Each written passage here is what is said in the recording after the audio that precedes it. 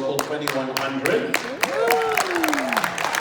Natacha has been a certified member of the Joint Health and Safety Committee in her Peel District School Board for 11 years.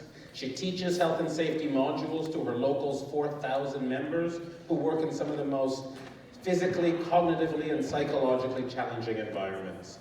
She processes approximately 12,000 reports of workplace violence per year, has challenged the employer with more than 100 Ministry of Labour visits and work refusals with the highest rate of success of all employee groups in the workplace. She's also the founding chair of the Wellness Committee in her workplace, which addresses psychosocial hazards in the workplace. Her fellow members recognize Natacha as the driving force in advancing health and safety in their workplace. Congratulations, Natacha.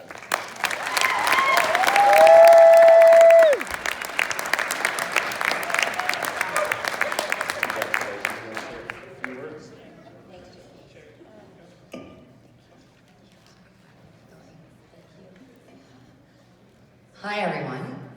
This is nerve-wracking. I don't write anything, I just kind of wing it. I just want to start by thanking my nominator, who's a very involved member. I also want to thank my executive team, who routinely has to kind of jump in at the last minute to grab a meeting or whatever else, because I'm tied up at a site or with the ministry or have a work refusal. Health and safety has always been a priority to me. I've been involved for many, many years. My passion stemmed from essentially seeing what was going on in the public education system and in our classrooms. We hear everybody say health and safety doesn't matter, whether you have a student who is experiencing violence or you simply have a child, grandchild, niece, nephew, any of that, it applies to you. Like you heard, I process about 12,000 reports of workplace violence per year. That's huge, right? And that's across public schools. These are in your students' classrooms and the youth that you know. These are the youth of our future. These are the OPSU members of our future. And that's where that started. I now take my kids down to rallies with me, and we all do it. And they understand the importance of taking care of each other. The other side of my inspiration has been really motivating members to speak up for themselves, to know their rights. I frequently meet with teams, and the biggest part of my job is helping them find their voice. I can't help them until they are willing to stand up for themselves.